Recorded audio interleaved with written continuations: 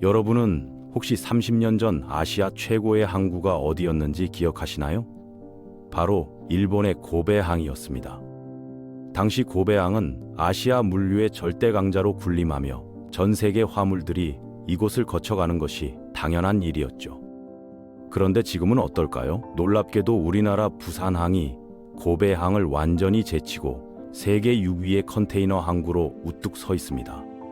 이런 극적인 역전이 어떻게 가능했을까요? 오늘은 그 놀라운 스토리를 함께 살펴보겠습니다.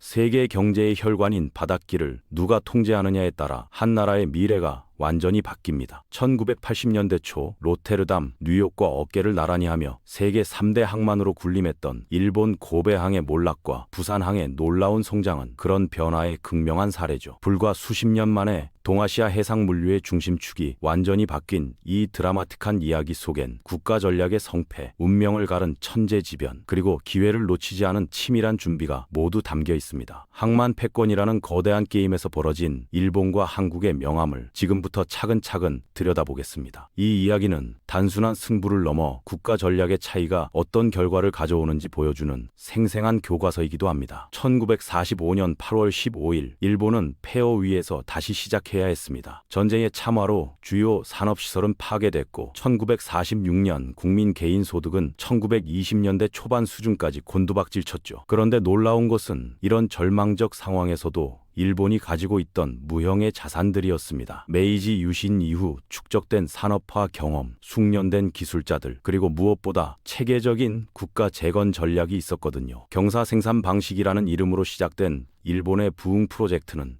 제한된 자원을 석탄과 철강 같은 핵심 기초산업에 집중 투입하는 전략이었습니다. 이 선택이 일본의 산업 지도를 근본적으로 바꿔놓았죠. 철광석과 석탄을 거의 전량 수입에 의존해야 하는 상황에서 가장 효율적인 입지는 당연히 항구 인근이었습니다. 원료를 배로 실어와서 바로 가공할 수 있는 연안 지역이야말로 운송비를 최소화하는 최적의 위치였죠. 일본 정부는 이런 논리에 따라 도쿄만 연안에서 시작해 나고야, 오사카, 고베를 거쳐 기타 큐슈까지 이어지는 거대한 공업 벨트 건설에 국력을 집중했습니다. 이것이 바로 후에 태평양 벨트라고 불리게 된 일본 산업화의 핵심 축이었어요. 1950년 6월 25일 발발한 한국전쟁은 일본에게 예상치 못한 기회를 가져다 줬습니다. 미군의 병참기지 역할을 맡게 되면서 도요타는 군용 트럭 대량 주문으로 살아났고 조선소들은 손상된 함정 수리 작업으로 활기를 되찾았거든요. 3년간 흘러들어온 달러는 단순히 돈벌이를 넘어서 일본 기업들에게 국제 수준의 품질 관리와 대량 생산 시스템을 익힐 기회를 제공했습니다. 엄격한 납기와 품질 기준을 요구하는 미군 조달 과정은 마치 수출 경쟁력 향상을 위한 실전 훈련장 같은 역할을 했죠. 특수에 힘입어 일본의 산업 생산량은 1953년 전쟁 전 수준을 완전히 회복했고 1955년부터는 본격적인 고도 성장기에 돌입했습니다. 연평균 10% 이상의 경제 성장률을 20년 가까이 지속하는 기적 같은 일이 벌어진 거예요. 이런 배경 속에서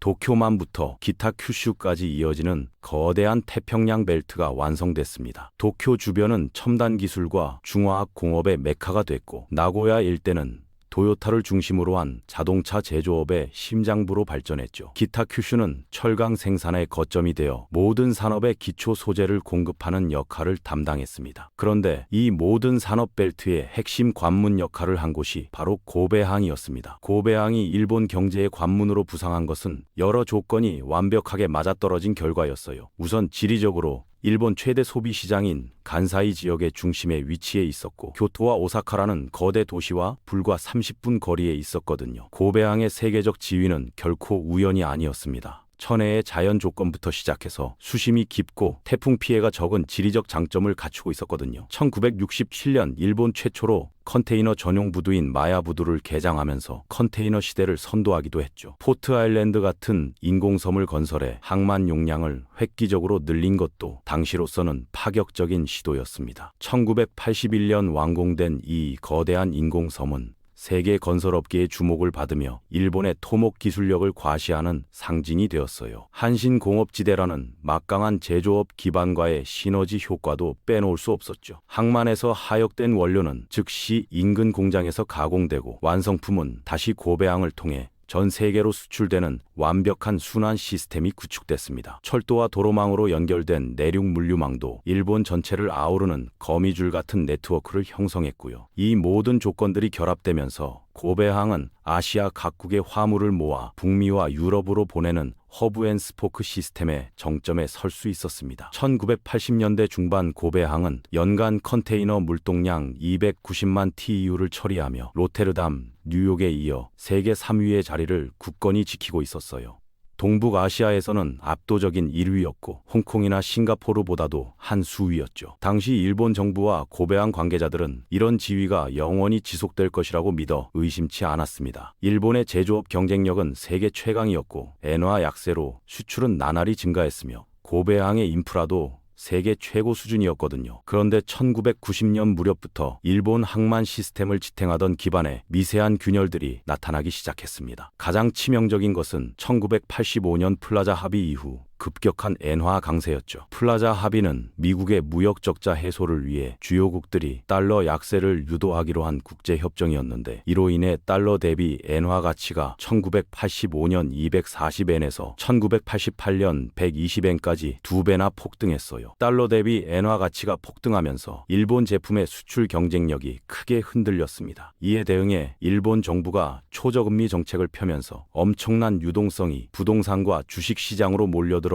사상 초유의 버블을 만들어냈죠. 1989년 말 니케이 평균 주가는 3만 9천을 기록했고 도쿄 중심부 땅값은 미국 전체 국토보다 비싸다는 말이 나올 정도였어요. 모든 사람이 부동산과 주식에만 관심을 가졌고 실물 경제는 뒷전으로 밀려났습니다. 1990년 버블이 꺼지면서 일본 경제는 이른바 잃어버린 10년이라는 장기 침체에 빠져들었습니다. 이 충격은 일본의 미래 투자 의욕을 완전히 위축시켰어요. 기업들은 새로운 설비 투자보다는 부채 축소에만 매달렸고 정부도 재정 부담을 이유로 대규모 인프라 프로젝트를 미루기 일쑤였거든요. 항만 현대화에 필요한 투자도 자연스럽게 뒷전으로 밀려났죠. 더 심각한 문제는 일본 항만 시스템 자체의 구조적 비효율성이었습니다.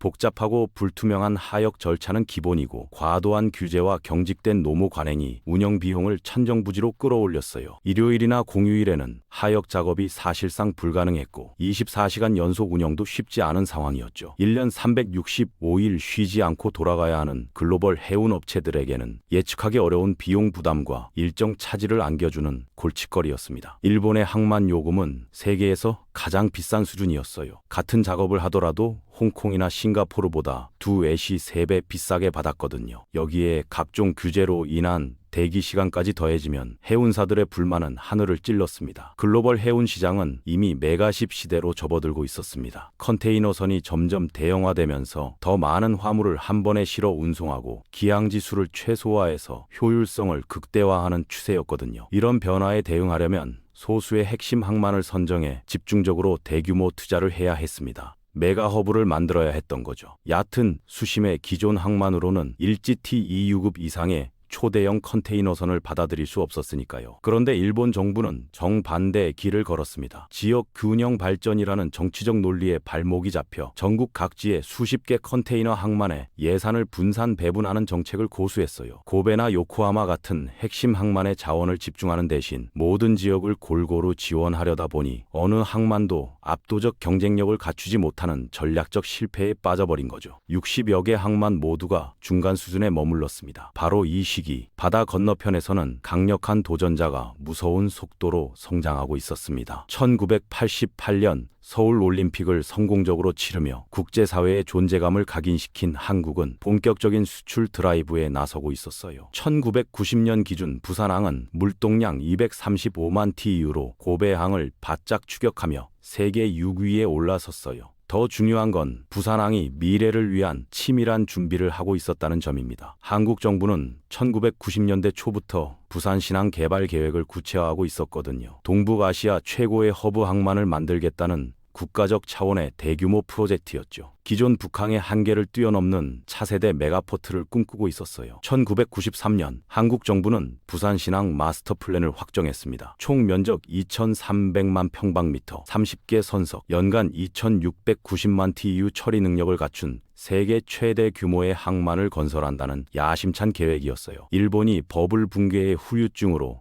허덕이고 비효율적인 분산 투자 정책으로 골든타임을 놓치고 있을 때 부산은 이미 다음 시대를 내다보며 전략적 포지셔닝을 준비하고 있었던 겁니다. 정상의 자리에 안주하며 내부 균열을 방치한 일본과 양적 성장을 바탕으로 질적 도약을 꿈꾸던 부산의 운명적 대결 구도가 서서히 형성되고 있었어요. 하지만 아무도 불과 몇 년 뒤 일어날 결정적 사건을 예상하지 못했습니다. 1995년 2월 17일 새벽 5시 46분 리히터 규모 7.3의 강진이 고베 일대를 강타했습니다. 한신대 지진이라 불리는 이 자연재해는 고베를 잿더미로 만들어 이미 내부적으로 약화되고 있던 일본 항만 시스템의 결정타를 날렸어요. 이 지진으로 6,434명이 사망하고 43,792명이 부상을 당했습니다. 경제적 피해는 약 100조 원에 달했어요. 하지만 항만 패권 붕괴라는 관점에서 보면 이 충격은 두 개 층위에서 동시에 발생했습니다. 물리적 파괴부터 살펴보죠. 강진으로 인한 집안 액상화 현상으로 견고해 보였던 암벽들이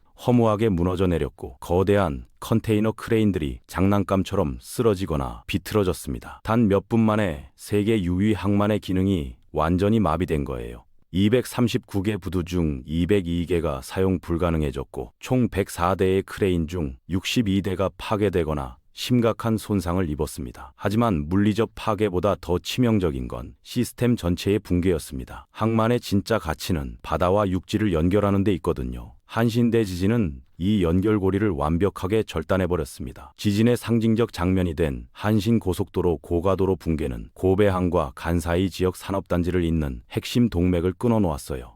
634m에 걸쳐 교각이 무너지면서 고속도로가 옆으로 쓰러진 장면은 전 세계에 충격을 줬습니다. 한큐 신칸센을 포함한 모든 철도망도 마비됐고요. 고베항은 허브로서의 기능을 완전히 상실했습니다. 화물을 받아도 내륙으로 운송할 수단이 없었거든요. 글로벌 해운사들은 고베를 경유하던 막대한 물동량을 처리할 대체 항구를 급하게 찾아야 했습니다. 논리적으로는 일본 내 다른 주요 항만으로 화물을 분산시키는 게 맞는 선택이었지만 현실은 그리 간단하지 않았어요. 요코하마나 나고야 같은 다른 일본 항만들도 고베와 똑같은 구조적 문제를 안고 있었거든요. 높은 비용 구조와 경직된 노무 관행, 복잡한 규제는 전국 공통의 골치 아픈 문제였습니다. 물리적 인프라 용량도 한계가 명확했어요. 일본 정부가 지역 균형 발전 논리로 전국 각지의 항만을 분산 건설한 결과 어느 항만도 고베가 처리하던 엄청난 물동량을 단숨에 흡수할 만한 여유 용량을 갖추지 못했습니다. 설령 다른 항만에 화물을 내린다 해도 최종 목적지인 간사이 지역으로 운송할 도로와 철도망 자체가 지진으로 파괴된 상태였거든요. 결국 육상 운송 거리가 늘어나면서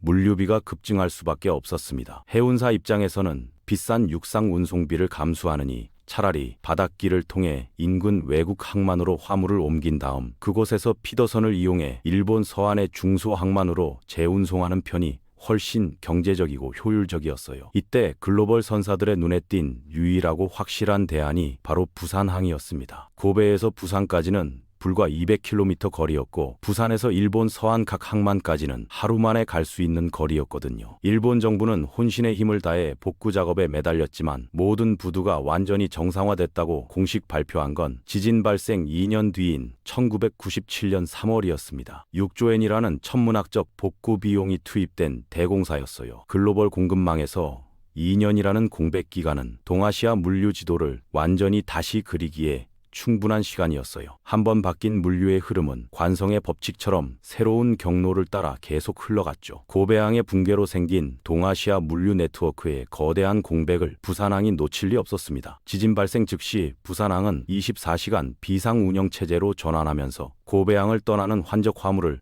대거 흡수하기 시작했어요. 갑작스럽게 밀려든 물동량 증가로 인해 부산항은 물류 처리에 비상이 걸렸지만 한국 정부와 부산항만공사는 모든 역량을 총동원해 이 위기를 기회로 바꾸는 데 성공했습니다. 추가 크레인 임대, 야간 작업 확대, 임시 저장 시설 확보 등 가능한 모든 수단을 동원해 물동량 급증에 대응했어요. 갑작스럽게 밀려든 물동량 증가로 부산항은 2000년 세계 3위의 대형 항만으로 급성장할 수 있었습니다. 하지만 부산의 진짜 전략적 무기는 따로 있었어요. 바로 부산신항 프로젝트였습니다. 이 계획은 한신대 지진이 일어나기 전부터 치밀하게 준비되고 있던 국가적 사업이었거든요. 기존 북항의 얕은 수심과 확장성 한계를 극복하기 위해 준비 중이던 이 프로젝트에 한신대 지진이 강력한 추진 동력을 제공한 셈이죠. 한국 정부는 부산신항 건설 일정을 대폭 앞당기기로 결정했어요. 총 18조 원이 투입된 부산신항은 수심 16m 이상의 대형 선박 접안 능력, 최첨단 자동화 하역 장비, 광대한 배후 물류 단지를 갖춘 동아시아 허브를 목표로 설계된 차세대 항만이었습니다. 처음부터 메가십 시대에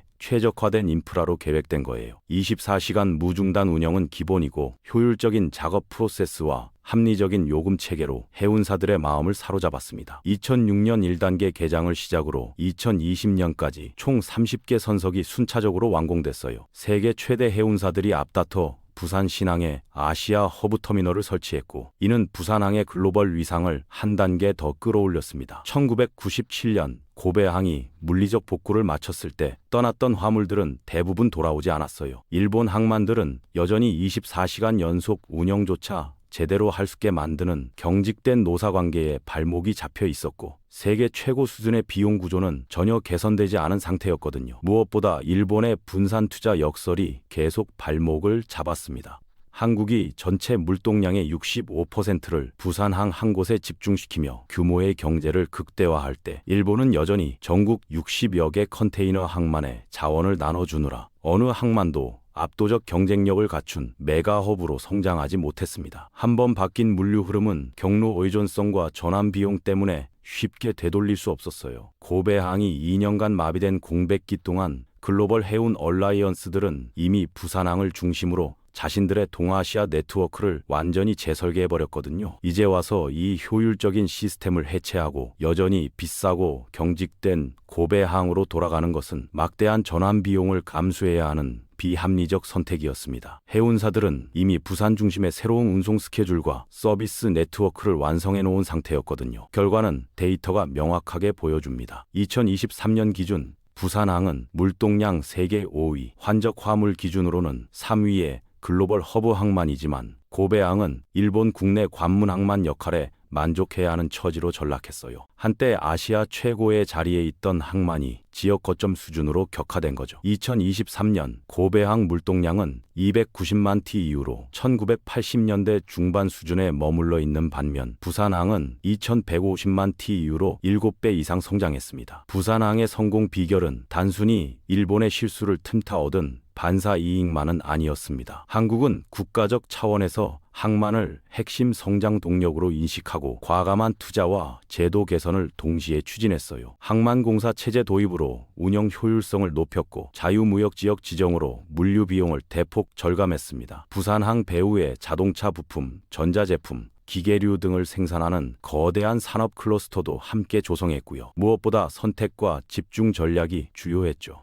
전국의 항만을 분산시키지 않고 부산 한 곳에 모든 역량을 결집시켜 압도적 규모의 경제를 달성했습니다. 이는 일본의 분산 투자 정책과 정반대되는 전략이었어요. 부산 신항 개발과 함께 기존 북항도 지속적으로 현대화해서 신구 항만이 시너지를 내도록 했고요. 북항은 근거리 피더 서비스와 연안 화물에, 신항은 원거리 간선 서비스와 환적 화물에 특화하는 역할 분담을 명확히 했습니다. 디지털화와 자동화 기술 도입에도 적극적이었습니다. 부산항은 세계 최초로 완전 자동화 컨테이너 터미널을 도입한 혁신 사례가 되었고 이는 운영비 절감과 처리 속도 향상이라는 두 마리 토끼를 동시에 잡는 성과로 이어졌어요. IoT와 빅데이터를 활용한 스마트 포트 구축도 다른 항만들보다 한 발 앞서 추진했습니다. 선박 입출항부터 화물 하역, 트럭 운송까지 모든 과정이 디지털로 연결되는 통합 플랫폼을 구축해 대기 시간을 획기적으로 단축했어요. 하지만 부산항의 미래도 결코 안전하지 않습니다. 중국 상하이항과 닝보 저우산항이 무서운 속도로 성장하고 있거든요. 특히 중국 정부의 1대1로 정책과 맞물려 중국 항만들의 글로벌 영향력이 급속도로 확대되고 있어요. 상하이항은 이미 연간 물동량 4,700만 TE를 처리하는 세계 최대 컨테이너 항만이 되었고 닝보 저우산항도 3,100만 TEU로 세계 3위 자리를 굳건히 지키고 있습니다. 중국의 압도적인 제조업 기반과 거대한 내수 시장이 뒷받침하는 성장이라 더욱 위협적이에요. 중국의 도전은 단순히 물량 경쟁을 넘어서고 있어요. 막대한 국가 자본을 바탕으로 한 저가 공세와 함께 1대1로 연선 국가들과의 전략적 제휴를 통해 새로운 물류 네트워크를 구축하고 있거든요. 이는 기존의 동북아시아 허브 시스템 자체를 위협하는 구조적 변화입니다. 중국 화물이 자국 항만으로 집중되면서 부산항의 환적 물동량이 점진적으로 감소하는 추세가 나타나고 있어요. 여기에 북한 문제라는 지정학적 변수도 부산항에는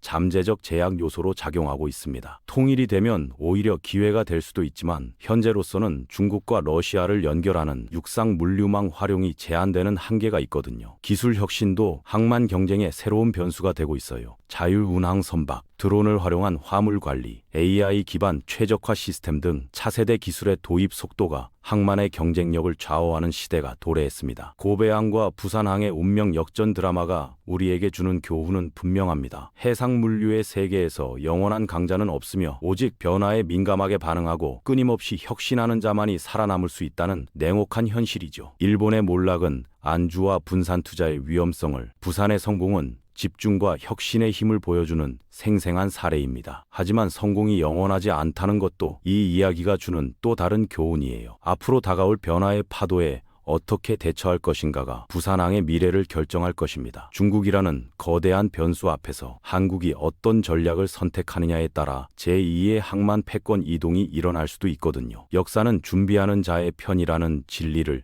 다시 한번 확인해주는 이야기였습니다. 고베의 몰락과 부산의 성장, 그리고 다가오는 새로운 도전까지 항만 패권을 둘러싼 국가 간 경쟁은 지금도 계속되고 있습니다. 고베항의 몰락과 부산항의 부상은 단순한 항만 경쟁이 아닙니다. 그건 한 나라가 위기 앞에서 어떤 선택을 하느냐, 그리고 변화를 얼마나 빠르게 읽고 대응하느냐의 문제였죠. 이제 그 무대는 다시 움직이고 있습니다. 중국이 거대한 물류 네트워크로 동북아의 해상 질서를 재편하는 지금, 다음 패권의 향방은 과연 어디로 향할까요? 여러분은 어떻게 생각하시나요? 일본처럼 안주할 것인가? 아니면 부산처럼 도전할 것인가? 댓글로 여러분의 생각을 남겨주세요. 이 영상이 흥미로웠다면 좋아요와 구독, 그리고 알림 설정으로 틈새 세상과 계속 함께 해주세요. 변화의 물결은 이미 시작됐습니다. 그 흐름을 놓치지 않게 다음 이야기에서 다시 만나요.